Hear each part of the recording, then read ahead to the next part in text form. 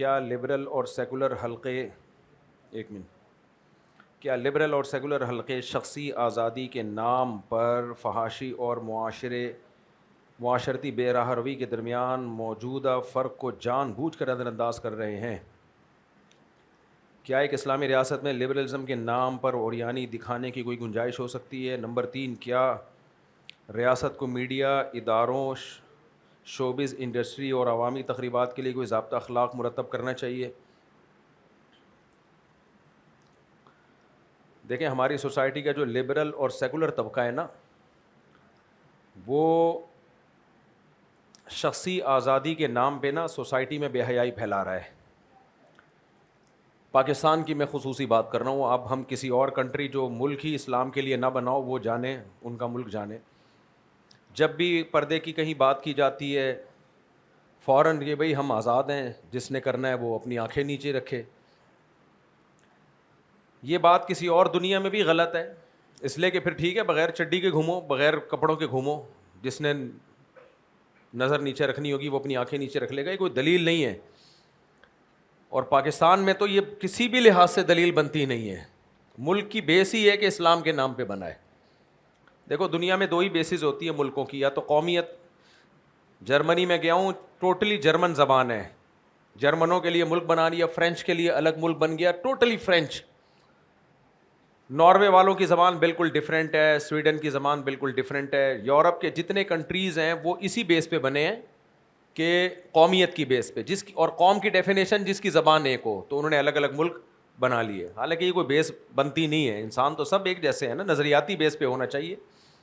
پاکستان قومیت کی بیس پہ نہیں بنا کہ یہ پٹھانوں کا ملک ہوگا یا پنجابیوں کا ہوگا یا مہاجروں کا ہوگا یا فلانا کو، یہ بنا ہے بھائی کہ اسلام میں مسلم لوگوں کو اسلامی قوانین چاہیے۔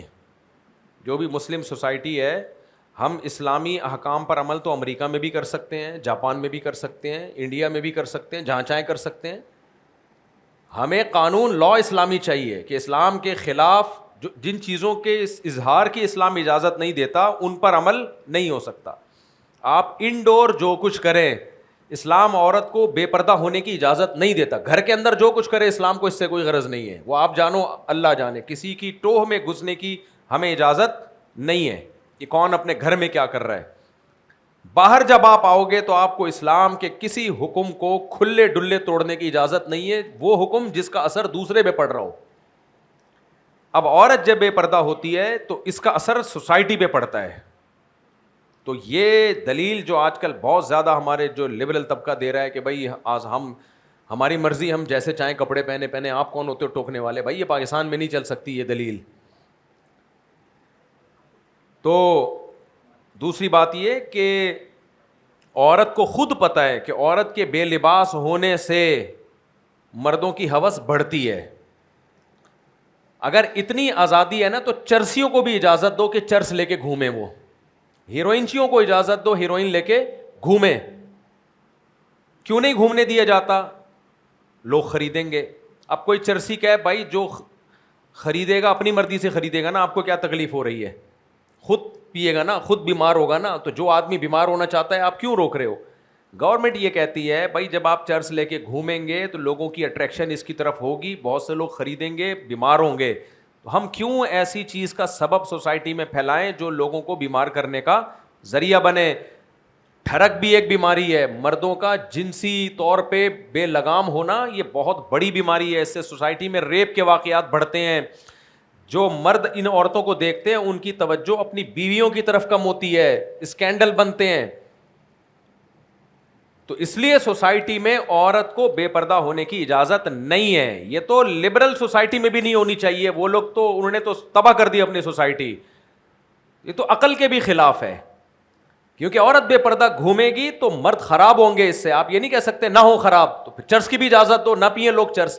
آپ اپنے بچے کو چرسیوں کے ساتھ بیٹھنے سے منع کرتے ہو، حالانکہ یقین نہیں ہے کہ آپ کا بچہ چرس خریدے گا، چرس پیے گا، خطرہ ہوتا ہے۔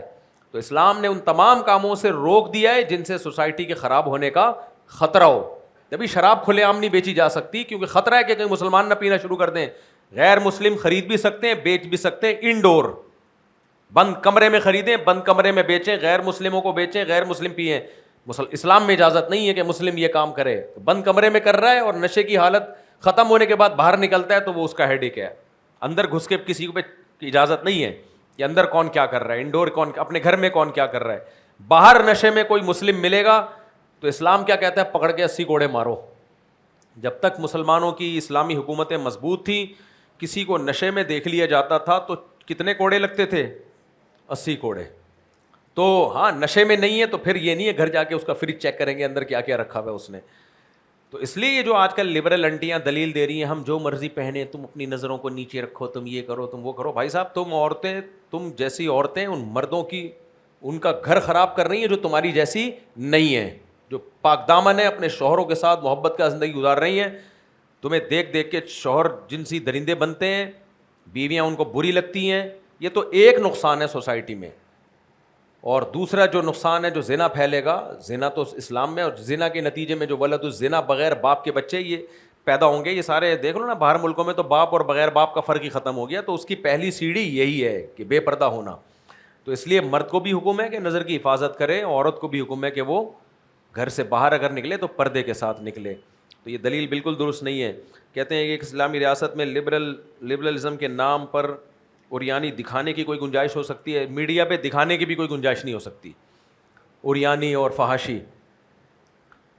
وہ ایک جنرل مشرف نے کہا تھا نا کہ عورتیں میراتھن ریس کریں گی, چڑیاں پہن کے دوڑیں گی, جس کو بری لگتی ہیں اپنا ٹی وی بند رکھے.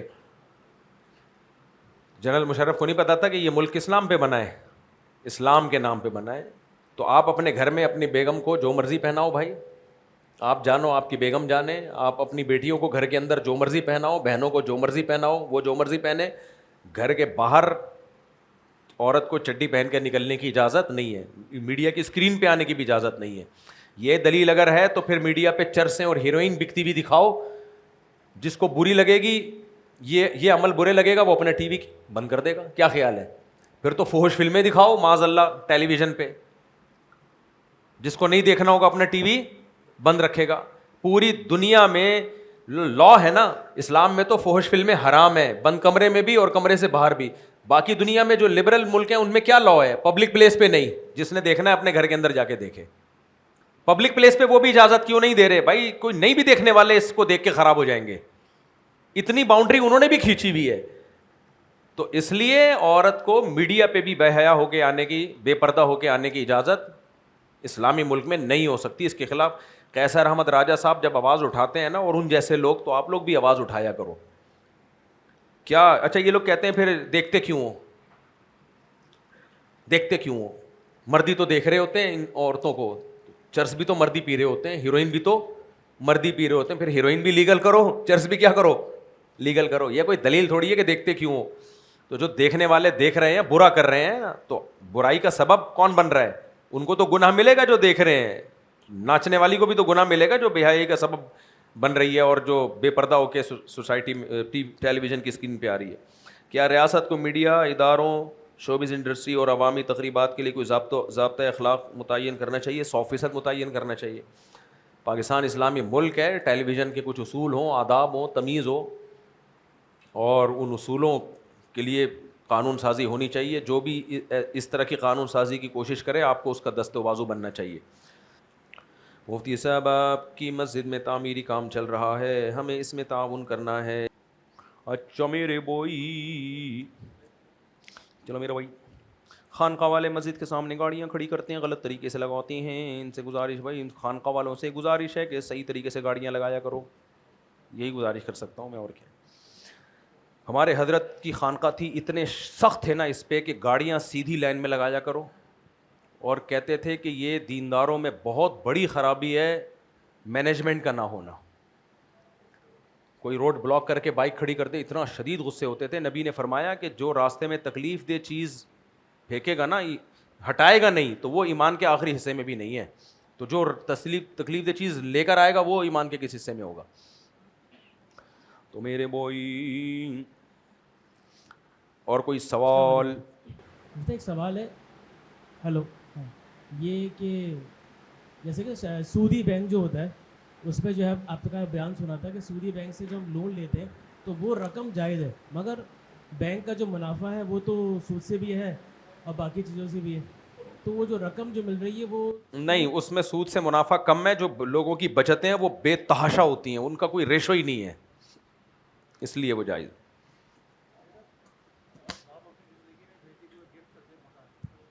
قبضہ دینا ضروری ہے. باپ اپنی زندگی میں بیٹی کو مکان گفٹ کر دے, نہیں ہوتا جب تک ہینڈ اوور نہیں کر دیتا. خود بھی گھر سے نکلے, سارا سامان نکالے, پھر بچی کے حوالے کرے. اور اگر اس تکلف سے بچنا چاہتا ہے تو جتنا گھر میں فرنیچر پڑا ہے اس سارے فرنیچر سمیت بیٹی کو گفٹ کر کے تھوڑی دیر کے لیے باہر نکل جائے, بیٹی گھر میں چلی جائے, قبضہ ہو جائے گا, ملکیت ہو جائے گی. پھر بے شک خود بھی اس گھر میں چلا جائے, ایک دفعہ یہ ہینڈ اوور کرنا پڑے گا. نہیں, اگر قبضہ دے دیا تو پھر نہیں. جی میرے بھائی جلدی کرو میرے بھائی.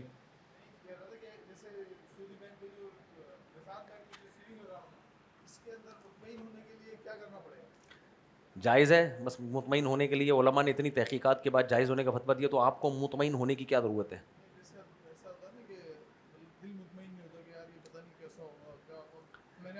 عوام کے ذمہ لازم ہے جو ماہر علماء ہیں ان کی اتباع کریں, ختم. تو اتنے ماہر ایکسپرٹ علماء, مفتی تقی صاحب ہیں, ہم نے جامعۃ الرشید میں الگ سے تحقیق کی ہے, جب کہہ رہے ہیں تو مطمئن ہو جائیں, ورنہ آپ کو دنیا کی کوئی طاقت مطمئن نہیں کر سکتی. پھر بھی اگر آپ نہیں مانتے تو نہ کریں, تو کوئی فرض تھوڑی ہے میزان بینک میں اکاؤنٹ کو, کوئی احتیاط کرے. بنوری ٹاؤن والے میرا خیال اب تک وہ جائز نہیں کہتے, تو احتیاط کر لیں. وہ تو ہر روز کی بنیاد پہ اپڈیٹ دے رہے ہیں اس کی کہ یہ جائز نہیں, تو بس پھر آپ نہ کریں, کوئی فرض تھوڑی ہے. ویسے بھی بینکوں کو جو ہم کہتے ہیں نا اسلامک بینک میں پیسہ رکھوانا جائز ہے, صرف جائز ہی کہتے ہیں, مشورہ کبھی نہیں دیتے. ان سے اتنا سڑا ہوا پروفٹ, جو حلال بھی ہے نا, وہ اتنا سڑا ہوا پروفٹ ملتا ہے کہ جس دن ملتا ہے نا آدمی کہتا ہے یہ بھی رکھ لو بھائی, اس تکلف کی کیا ضرورت تھی. اتنا تھکا ہوا اور سڑا ہوا پروفٹ دیتے ہیں.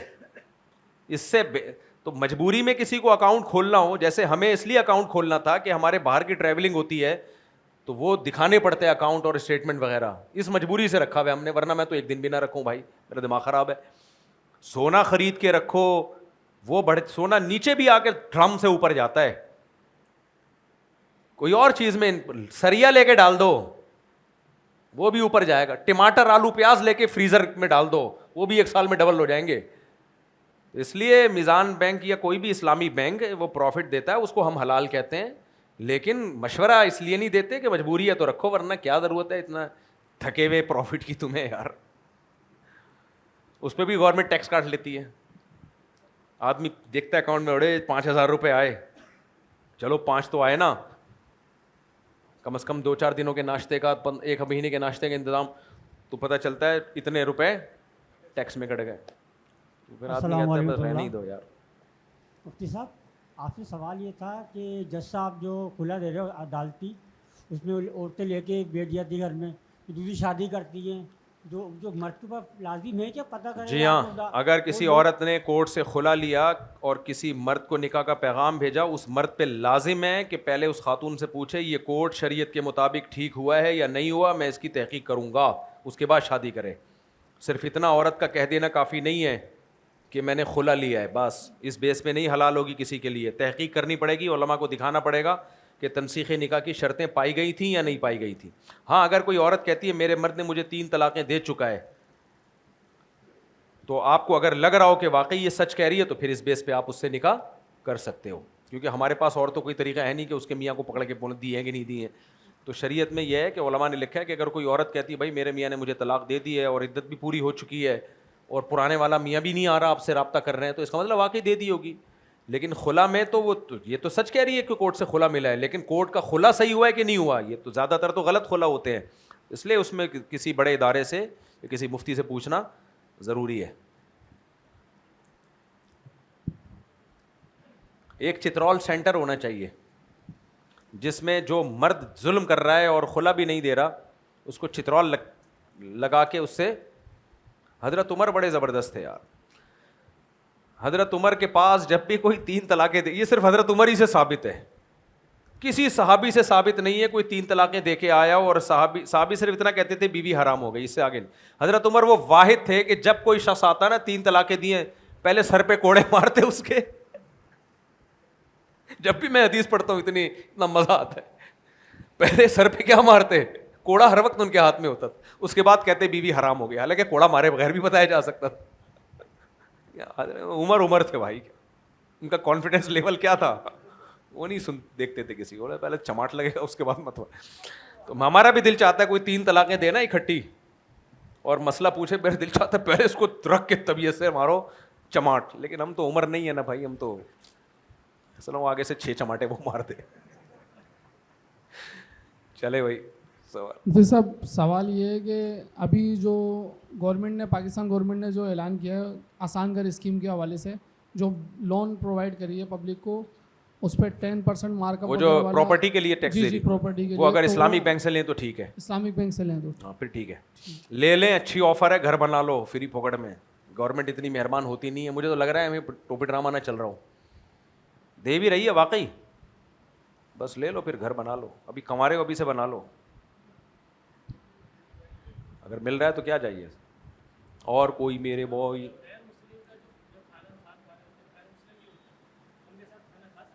ہاں کھا سکتے ہیں, کھا سکتے ہیں, کتا بلا نہ کھا رہے ہوں, بس حلال کھا رہے ہیں. یہاں سمجھے اس نے خدا نخواستہ کو کتا وتا پکایا بھائی, آپ کے مفتی صاحب نے کہا تھا غیر مسلم کے ساتھ کھا سکتے ہیں, ادھورا کلپ چلاتے ہیں نا لوگ. اور میرا بھائی ایسے ملک میں ملازمت کرتا ہوں جس کا اسرائیل سے پیکٹ ہے, تو ادھر میں نارملی کسی ایئر لائن میں کام کرتا ہوں, تو اس کے ادھر کام کرنے اس ملازمت کے حوالے سے کیا ہے, کیونکہ کہاں ایک ایسے ملک میں کام کرتا ہوں, اس میں ایئر لائن میں کام کرتا ہوں, ہاں, بٹ لوگ مجھے یہ بولتے ہیں کہ وہ فیسیلیٹیٹ کر رہا ہو آپ اسرائیل کو, کیونکہ ان کا پیکٹ ہے ان سے. جائز ہے, جائز ہے, کسی بھی کنٹری اس کے ساتھ خرید و فروخت, تجارت, ملازمت سب جائز ہے, جب تک براہ راست تعاون نہ کیا جائے. براہ راست کا مطلب کیا ہوتا ہے؟ براہ راست تعاون کا مطلب یہ ہوتا ہے کہ آپ پائلٹ بن کے بمباری کرنے کے لیے آ رہے ہو, صحیح ہے نا, ان کی کسی جنگی جہاز میں آپ پائلٹ بن کے آ رہے ہو بمباری کرنے کے لیے, یہ والا تعاون ہوتا ہے. کیونکہ اس طرح کا تعاون اگر ناجائز ہو گیا نا, پھر تو کوئی چیز حلال بچے گی ہی نہیں. مفتی صاحب میرا سوال یہ ہے کہ اگر کوئی شخص جمعے کے دن دوسرے خطبے میں پہنچ گیا, اس کو جمعے کا ثواب ملے گا یا نہیں؟ دوسرے خطبے میں پہنچ گیا تو بس جمعے کا ثواب, جو بڑا ثواب تھا, اس سے محروم ہو گیا وہ, کیونکہ خطبہ بھی جمعے کا حصہ ہے. حدیث میں آتا ہے جب خطبہ شروع ہوتا ہے نا, فرشتے اعمال لپیٹ کے کھڑے ہو جاتے ہیں, بس نام ہی نہیں لکھتے اس کا. تو اب یہ مطلب نہیں کہ آئے نہیں, آ تو جائے, لیکن جمعہ تو مل جائے گا اس کو, لیکن گنہگار ہوگا وہ. اور مولانا اشرف تھانوی رحمۃ اللہ نے لکھا ہے کہ بیشتی زیور میں کہ اگر کوئی سبحان اللہ اور لا حول ولا قوت کا منت مانے تو یہ نہیں ہے, منت اس کی پوری نہیں ہوگی. جی دیکھیں, منت عبادت مقصودہ کی پوری کرنا واجب ہے, جس عبادت مقصودہ میں اس کی جنس میں سے کوئی واجب بھی ہو. تھوڑی گاڑی اردو اور اصطلاحات استعمال کی ہیں. مثال کے طور پر مسلمان سے مسکرا کے بات کرنا بھی صدقہ ہے, نیکی تو یہ بھی ہے. اب میں منت مانوں کہ اگر میں امتحان میں پاس ہو گیا تو میں مسلمان سے مسکرا کے بات کروں گا, تو یہ منت منعقد نہیں ہوتی, کیونکہ یہ نیکی تو ہے, عبادت مقصودہ. اس کو عبادت کہا جائے گا اس سینس میں کہ ہر نیکی عبادت ہے, لیکن عبادت جو نماز روزے کی طرح یہ عبادت نہیں ہے کہ جس کی مخصوص شرائط اور مخصوص احکام ہے اور وہ فرض بھی ہے. تو ایسے ہی سبحان اللہ اور لا حول ولا قوت الا باللہ یہ ثواب کا کام ہے, نیکی کا کام ہے, مگر یہ عبادت مقصودہ نہیں ہے. نہ یہ نماز کی طرح فرض ہے, نہ یہ روزے کی طرح فرض ہے. اس لیے اگر کوئی یہ منت مان لیتا ہے لا حول ولا قوت الا باللہ اتنی دفعہ پڑھوں گا, تو یہ منت پوری کرنا واجب نہیں ہوتی. حتیٰ کہ کوئی تلاوت قرآن کی منت بھی مانتا ہے تو وہ بھی واجب نہیں ہوتی, کیونکہ قرآن کی تلاوت بھی ثواب ہے, واجب نہیں ہے, مقصود نہیں ہے, نیکی ہے. میں نے بتایا نا, ہر نیکی اصطلاحی معنی میں عبادت نہیں ہوتی. تو اس لیے علماء نے لکھا ہے کہ اگر کوئی قرآن کی تلاوت کی منت مان لیتا ہے کہ میرا یہ کام ہو گیا تو اتنے پارے پڑھوں گا, تو وہ منت واجب نہیں ہوتی. تو خلاصہ یہ کہ منت جو واجب ہوتی ہے نماز کی, روزے کی, صدقہ کی, ان 3 چیزوں کی منت واجب ہوتی ہے. درود شریف کی منت واجب ہوتی ہے نہیں ہوتی, اس میں علماء کا اختلاف ہے کہ اگر کہ میں 100 دفعہ درود شریف پڑھوں گا یا 1000 دفعہ, اس میں علماء کا اختلاف ہے. تو بعض نے کہا یہ بھی ثواب تو ہے لیکن عبادت مقصودہ نہیں ہے. لیکن ہمارے حضرت مفتی رشید احمد صاحب رحمہ اللہ کی رائے یہ تھی کہ درود شریف کی منت اگر کوئی مانتا ہے تو واجب ہو جائے گی. وجہ اس کی ہے کہ وہ عبادت مقصودہ ہے. کیونکہ قرآن نے حکم دیا ہے کہ نبی پر درود پڑھو اور کم سے کم پوری زندگی میں ایک دفعہ فرض بھی ہے. تو انہوں نے فرمایا کہ عبادت نبی کے لیے دعا کرنا یہ ہم اللہ کی عبادت میں کر رہے ہوتے ہیں نا, اللہ کی عبادت کر رہے ہیں جو نبی کے لیے ہم دعا مانگ رہے ہیں. تو اس لیے قرآن نے حکم دیا ہے اور یہ ایک دفعہ پوری زندگی میں فرض بھی ہے. تو اس لیے مفتی رشید احمد صاحب کی رائے یہ تھی کہ درود شریف کی اگر کوئی منت مانتا ہے تو وہ واجب ہو جاتی ہے. بعض علماء کے صحیح واجب نہیں ہوتی. کافی ہو گیا میرا خیال ہے میرے بھائی. چلو بھائی.